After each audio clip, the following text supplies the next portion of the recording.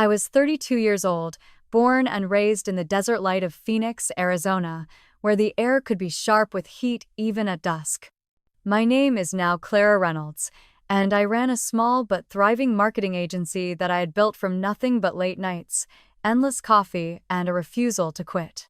People saw the glossy campaigns, the polished client reels, the success that seemed overnight, but they never saw the bleary mornings when I dragged myself out of bed after 3 hours of sleep, or the times I walked into pitch meetings with my heart hammering, pretending confidence I didn't yet own. Every step was mine, carved into the red earth of this city, but for years, it never felt enough for the people who should have cared most. When my father called me last week, his voice carried a warmth that I had not heard in a long time. He said, "Come early, Clara, we want to celebrate you." My chest tightened, my pulse raced. A dinner, a gathering, a moment of recognition. Could it be real this time? Could it be that after years of handing over money, after years of being the silent backbone of my family's comfort, they finally wanted to see me for me? I pressed my phone to my ear, waiting for any hint of a catch, but none came. His words rolled over me like honey, sweet and thick. I let myself believe. The night of the celebration, I slipped into a black dress I had saved for something meaningful, a dress that hugged me just right, that made me feel both strong and soft. The luxury resort sparkled as though the stars had been shaken loose and caught in its chandeliers. Guests filled the room, laughter and clinking glasses bouncing against the high ceilings. My heels clicked against the marble floor as I walked in, searching for the familiar faces of my family. A waiter glided toward me with a tray, handing me a name tag with a practiced smile. I glanced down, and my stomach lurched. The tag read, "Limited guest." The words blurred as my sister leaned in, her whisper sharp as broken glass. "That means no food, Clara. Just drinks." My throat closed. From across the room, my mother burst into laughter, doubling over as though the very idea of humiliating me was the joke of the century. My brother smirked from the bar, his glass of wine balanced lazily in his hand. The world tilted. The dinner I had been promised as a celebration of me had been turned into a spectacle to remind me of my place. I stood there, surrounded by glittering gowns and polished shoes, but I felt as if the floor had crumbled. My heart didn't break loudly. It cracked quietly, like a hairline fracture running through glass, invisible until the whole thing shatters. I didn't yell. I didn't let the tears spill. Instead, I pulled out my phone, my hand steady, and typed with precision. "Cancel everything immediately." 30 minutes later, as the champagne still fizzed and flutes and music played on, their phones began to buzz one by one. Pale faces replaced smug smirks. My mother's laugh caught in her throat. My brother's glass froze midway to his lips. They had no idea what I had done, not yet. But I could see it dawning on them, the way a storm darkens the horizon before the first bolt strikes. I sipped my water, watching, calm on the outside, though inside my veins pulsed with something I had never felt before. Power. What would you do if the very people meant to lift you up treated you like a shadow in your own story? I had spent my life swallowing my pride, giving until there was nothing left, waiting for scraps of affection. Tonight, the script was changing. Growing up in Phoenix, I was taught that family meant sacrifice. My grandmother repeated it like scripture, saying family helps family, no matter what. As a child, those words felt warm, like a promise. As an adult, they turned into a leash. I had carried their needs for so long that I mistook it for love. When my brother Derek lost his job for the third time, his voice cracked on the phone, saying he just needed a little help with rent. I wired $3,000, picturing him relieved, safe in his Tempe apartment. Later I discovered the rent was never paid, but the newest gaming console gleamed in his living room. When my mother's knee surgery left her with bills she claimed she couldn't manage, I wrote another check, $5,000 this time, her smile saccharine as she cooed, "You're doing so well, Clara." She booked herself a spa weekend instead, posting pictures of white robes and champagne flutes while I sat in my office crunching numbers to cover her lies. My father was bolder still. He would call about business opportunities or car repairs, never giving details, always with that firm tone that dared me to say no. 8,000 here, 10,000 there. Enough to drain me without ever filling me. I thought I was clever when I set up a company account for them, telling myself it would help keep things organized. Instead, it became a bottomless wallet they dipped into without hesitation. My accountant called me one morning, her voice edged with concern. "Clara, this is enabling. You've lost 50,000 over the past 3 years." I brushed her off, clinging to the fantasy that one day they would see me, thank me, cherish me. They never praised my work, not once. When I landed a major client, the kind that shifted the city's eyes toward my small agency, I waited for the call that never came. When I was promoted to director, I stared at my phone for days, waiting for a text, an acknowledgement, something. Nothing arrived. The silence was deafening. The only card came from Grandma Helen, but even that felt like an afterthought, the ink rushed and thin. My best friend, Monica, was the only one who seemed to see clearly. She told me bluntly, "They don't value you, Clara.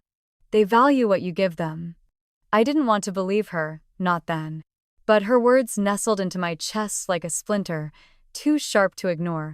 So when my father called with that unusual warmth, promising a dinner in my honor, I was desperate to believe. Maybe this time was different. Maybe this time, they weren't looking at my wallet but at me. But doubt shadowed my hope. My father's tone carried that smooth edge I knew too well, the one he used when he wanted something. Derek had already been sniffing around about my bonus. My mother had dropped hints about a new car. Even Grandma, soft-voiced and kind, had asked if I could cover her phone bill. It all tangled together into a knot of suspicion I couldn't quite untie. Still, I wanted so badly for it to be true that I pushed the doubts aside. I slipped into my black dress, fastened my earrings, and drove to the resort with a heart that ached with hope and dread in equal measure. I told myself this was my moment. I told myself it was safe to expect joy. But some part of me already knew the truth. As I pulled into the glittering resort, palm trees swaying under the desert sky, I whispered a prayer that maybe this time, I wouldn't be their punchline.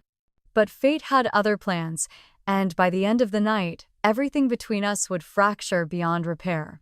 The resort's ballroom glowed with the kind of light meant for photographs, chandeliers catching every shimmer of glass and every diamond-studded ear. The air smelled of roses and roasted meats, the kind of luxury that made you straighten your spine even if you belonged there. I pressed through the entrance, the hum of conversation wrapping around me, and for one suspended moment, I thought maybe I had misjudged. Maybe this really was for me.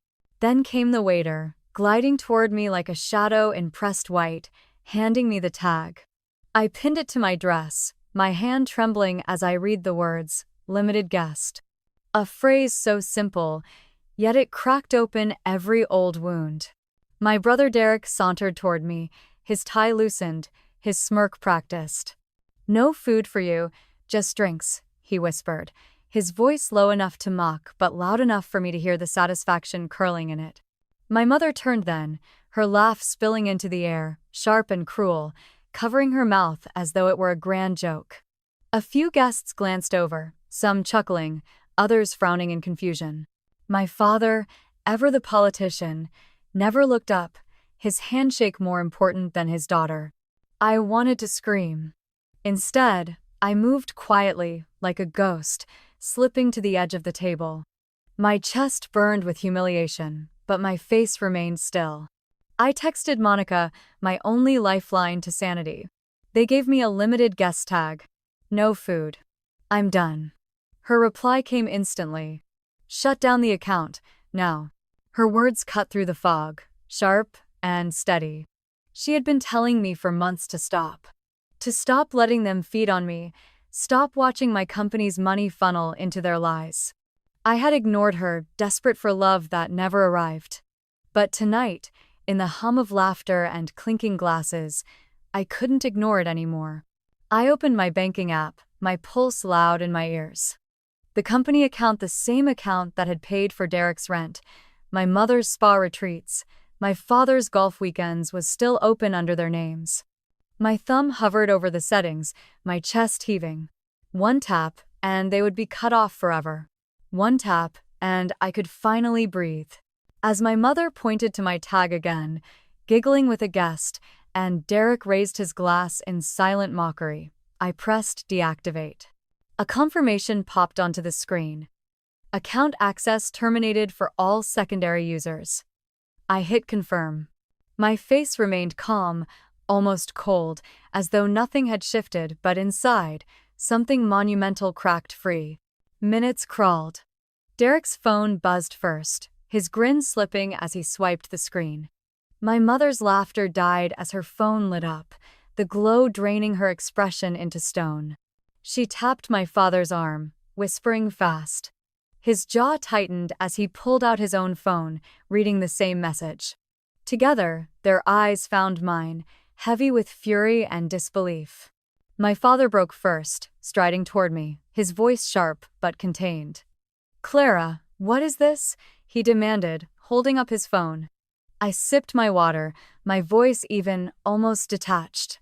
"Check your notifications." My mother's smile evaporated, replaced by a hiss. "You're being dramatic." Derek's voice cracked louder. "You can't just cut us off." My gaze was steady as I smoothed my dress, my words cool as stone. "Thanks for the drinks." I walked toward the exit, their voices rising behind me, a mix of anger, disbelief, and desperation. But I didn't turn back. The glow of the ballroom dimmed behind me, shrinking into memory as the phoenix night wrapped around me like armor. For the first time, I was not their wallet, not their silent sacrifice. I was free, and they had no idea what that freedom meant. 3 days passed before the knock came. My apartment in Phoenix was usually quiet, a sanctuary of sorts, where the hum of my laptop and the city's muffled noise outside the window were the only companions I needed. But when I opened the door, the silence broke into chaos. My father, my mother, and Derek stood in the hallway, faces carved with anger, their presence filling the narrow space like a storm cloud. They pushed inside without waiting for an invitation, their voices already raised. My father paced near the couch, his tone heavy with accusation.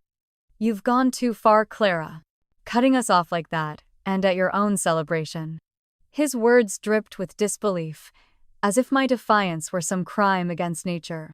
I stood with my arms crossed, bracing myself. "You invited me to humiliate me," I said evenly. "All I did was return the favor." My mother's eyes flashed, her hands gesturing wildly. "You're blowing this out of proportion. That name tag was a joke. You didn't have to ruin everything." Her voice carried the same false laughter from that night, but here it sounded desperate, hollow. Joke. The word stung.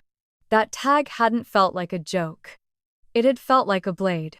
Derek leaned against the wall, his usual arrogance stripped down to something raw. "You've screwed me over," he muttered, his voice shaking. "I needed that account." "Needed it for what?" I asked, stepping closer, my tone sharp. "The $5,000 I sent for your rent? Or the extra you pulled without asking?" His eyes darted away, and my pulse quickened. "What did you do with the rest, Derek?" He shifted uncomfortably, jaw tight. "It's not like that." His voice cracked. "Then what was it?" I demanded, my patience snapping. My father cut in, sharp as a whip. "Stop interrogating him, Clara. We're family." I laughed, bitter and short. "Family doesn't treat me like an ATM." My mother's face twisted, her voice rising. "You've always been dramatic. We raised you, gave you everything. You owe us." The audacity of her words left me stunned. "Oh, you?" I echoed, my voice rising. "I paid your bills, Mom. I kept Derek's apartment. I funded Dad's hobbies. I gave you $50,000 over 3 years. What did I get in return? A limited guest tag and your laughter." Derek's head snapped up, panic flashing in his eyes. "It wasn't just rent," he blurted. His voice cracked under the weight of his own secret. "I used some of the money for investments. Stocks, crypto. Stuff like that. My stomach dropped, but it wasn't surprise, it was rage. You took my company's money to gamble? I asked, my voice low and dangerous. He nodded, unable to meet my eyes. I thought I'd make it back. Pay you back. I clenched my fists, my breath shaking. Years of believing he was struggling, years of sending money to keep him afloat, and all the while he was betting it away like a game. You lied to me. You all lied. My mother opened her mouth, but I cut her off, my voice fierce. No more. No more money, no more excuses, no more favors. I'm done. My father's face darkened, his voice cold as steel. You'll regret this, Clara. We're your family. I walked to the door, pulling it open, my chest steady despite the storm inside. Family respects each other. You never did. They hesitated, their anger faltering into unease. Derek muttered something under his breath. My mother glared but faltered, and my father walked out last, his silence heavier than any words. I closed the door, the click of the lock final and loud in the small apartment. The betrayal wasn't new. But their lies had never been so clear. Weeks slipped by, each one quieter than the last, but the silence from my family was anything but peaceful. It was thick, like smoke, seeping through every corner of my days, a constant reminder of the storm waiting outside. I buried myself in my agency's work, chasing deadlines and nurturing campaigns, but even in the midst of success, their absence gnawed at me. Then one afternoon, as I sat at my desk surrounded by sketches and notes, my phone buzzed with a notification that stopped me cold. Derek had posted on Facebook, his words sharp enough to slice through the screen. Some people get a little success and turn selfish. Ungrateful. My name was tagged, ensuring every acquaintance, client, and distant cousin would see. My stomach twisted as I scrolled through the comments. My mother had shared the post with a crying emoji and a vague caption dripping with disappointment. My father chimed in beneath, typing words that struck harder than any spoken fight. Never thought my own daughter would betray us. My hands shook as I read the flood of responses. Friends of friends piled on, neighbors I barely knew, old schoolmates I hadn't spoken to in years. Some scolded me, others gossiped freely, and suddenly my private decision was a public trial. I felt stripped bare, my reputation twisted into their narrative of greed and betrayal. I switched over to Twitter, now called something else, though the poison was the same. There was Derek again, this time calling me a greedy sellout who abandoned her family. My mother retweeted him, her bio still boasting about being a proud mom, the irony sharp enough to choke me. My father never posted directly, but his quiet approval came through in his likes. I sat back in my chair, my chest tight, my eyes burning. They weren't satisfied with bleeding me dry. Now they wanted to ruin me, to paint me as the villain while their hands stayed clean. My phone rang, startling me. Monica's name lit the screen, her voice urgent when I answered. Clara, check your email. A client tipped me off. Derek's been talking to your competitor. My pulse spiked as I clicked into my inbox. There it was. An email from a colleague, warning me of rumors that Derek had approached a rival agency, offering details about my upcoming project. The very campaign I had poured months into, a pitch that could redefine my agency's future. He had tried to sell my work, my clients, my dreams. I felt sick, but not surprised. His confession in my apartment about gambling had already stripped away any illusion. Now the betrayal was bolder, uglier. I logged into my agency's server, my fingers trembling but fast, changing passwords, cutting off access, sealing every file tight. Years of sweat and sacrifice lay in those folders, and I would not let him destroy them. Monica's voice stayed steady in my ear. You need to protect yourself, legally. I nodded, though she couldn't see me. I know. I called a lawyer I had worked with for contracts, explaining everything Derek's public posts, the lies, the attempt to sabotage my work. She didn't hesitate. This could be defamation. And a breach of confidentiality. Start documenting. So I did. I took screenshots of every post, saved every email, compiled a record that would hold in court if it came to that. It felt like preparing for war, one I never wanted but could no longer avoid. By evening, my inbox filled with messages from colleagues and clients asking about the posts. Some expressed concern, others sniffed for gossip. My professional world, one I had built brick by brick, was shaking under their lies. I drafted a short statement for my agency's social media. My focus remains on delivering great work for my clients. Thank you for your support. It was neutral, professional, exactly what was required. But inside, my rage was a wildfire. They had taken my money, my trust, and now they came for my name. I stared at Derek's latest post, his words like venom. She thinks she's too good for us. I wanted to reply with the truth, to list every dollar I had given them, every sacrifice, every humiliation. But I didn't, not yet. Instead, I closed the app, my resolve hardening into steel. They thought they had broken me, but they were about to learn I was stronger than they ever imagined. I agreed to meet them one last time, though every instinct screamed that it would end in more hurt. Maybe it was the pull of unfinished business, or maybe it was the faint echo of my grandmother's voice reminding me that family deserved one more chance. Either way, I chose a diner on the edge of Phoenix, a place with chipped tables, sticky menus, and the smell of fried onions hanging thick in the air. Nothing glamorous, nothing that could disguise the truth. I arrived early, sliding into a corner booth with a cup of coffee cooling between my hands. My chest rose and fell with each slow breath, rehearsing the calm I wanted to keep. When the bell above the door jingled, they came together, like a wave meant to drown me.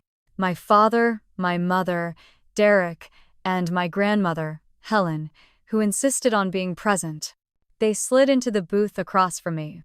My father leaned forward first, his posture stiff, his voice low, as though offering me a deal. "We need to talk, Clara." I leaned back, my expression steady.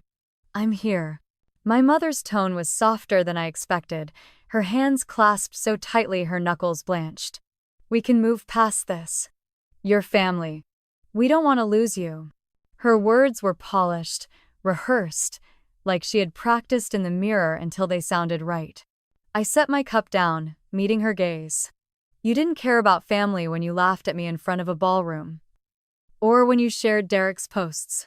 Her face flushed, but she said nothing. Derek leaned forward, his eyes narrowing, his voice sharp. "You're making us look bad. You cut us off, and now everyone thinks we're the problem." I tilted my head, almost amused by the hypocrisy.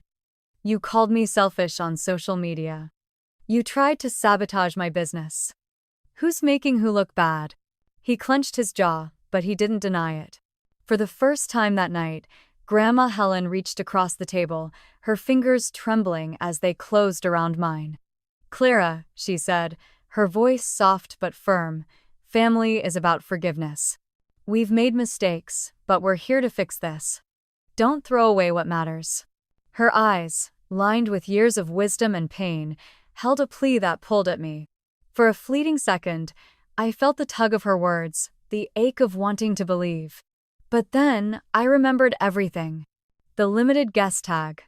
The $50,000 siphoned away. The lies, the betrayals, the public humiliation. Forgiveness might have been possible if there had been remorse. But all I saw across the table were excuses.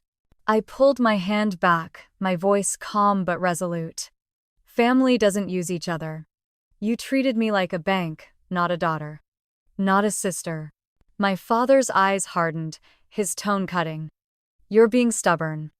We raised you. We gave you everything." I laughed, short and cold.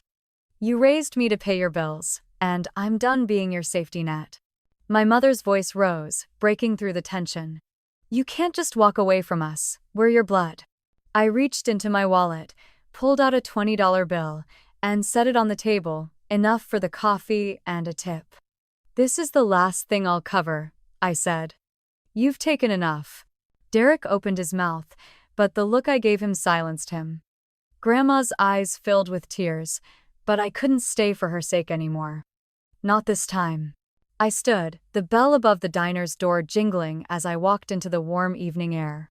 The Phoenix skyline glowed faintly, a reminder of the city that had shaped me, scarred me, but never broken me. They had tried to pull me back into their orbit, but I was done. That night, I felt something new settle into my chest. Not anger, not sorrow, but freedom. Months passed, and life began to stitch itself back together, piece by fragile piece. My apartment, once a battleground of arguments and desperate phone calls, turned into a place of peace. The silence no longer pressed down on me, it lifted, airy and liberating. Each morning, I brewed coffee, sat by the window, and felt the sun rise without dread of who might knock on my door or what new demand might arrive by text. My advertising agency blossomed like a desert flower after a storm. The campaign I had protected, the one Derek had tried to sell to my competitor, launched with force. Clients flocked, impressed not only with the vision but with the resilience I had shown in standing by my work. I spent mornings sketching ideas, afternoons in conference rooms buzzing with creativity, and evenings sitting across from partners who respected me not for what I gave away, but for what I built. Every whisper of gossip eventually faded. The posts my family had scattered online lingered for a while, their words ugly and sharp, but the truth had a way of outlasting noise. Those who mattered, the clients who trusted me, the colleagues who admired my work, saw through the lies. And the ones who didn't, they were never mine to keep. News of my family still trickled to me through mutual acquaintances and the kind of casual conversations that travel faster than wildfire. Derek had lost his job again, unable to cover the debts he had hidden behind my money. His investments had collapsed, leaving him scrambling. I felt a pang when I heard, but it wasn't guilt, it was the clean ache of recognition that I had been right to step away. My parents fared no better. Without the cushion of my checks, they struggled to keep their lifestyle intact. Their house, the one I had unknowingly kept afloat with endless transfers, slipped through their fingers. They moved into a modest rental, their world shrinking to fit reality. I didn't rejoice in their hardship, but I didn't ache for them either. For years, I had been their safety net. Now, they were learning to stand or fall on their own. One evening, as I sat at my desk, my phone buzzed with a message from Grandma Helen. It was short, her words careful, almost hesitant. "I'm sorry, Clara. I didn't see how much they took from you." I read it twice, my thumb hovering over the reply button. I could still hear her voice from the diner, soft and pleading, urging me to forgive, to hold on to family. I wanted to answer, but I couldn't. Not yet. Maybe not ever. Some wounds don't close with a single apology, no matter how sincere. Sometimes silence is the only reply that feels honest. Through it all, Monica became my anchor. She met me for coffee every week, her laughter filling the spaces my family's absence had left. She had stood by me when their posts dragged my name through the mud, when my brother tried to sabotage me, when the weight of betrayal threatened to pull me under. "You're stronger for it," she told me once, her eyes bright with certainty. And for the first time, I believed her. Strength wasn't born from what my family gave me. It grew from what I took back. My boundaries, my dignity, my voice. I learned to say no, without apology. I learned that blood isn't the only definition of family. That loyalty is earned, not demanded. That love without respect is only manipulation in disguise. One evening, I stood in my office, the Phoenix skyline glowing pink and gold through the glass. My desk was covered in contracts, sketches, plans for the future. For once, the future felt like mine. Entirely mine. I had lost a family, yes. But I had gained myself, and in the end, that was enough.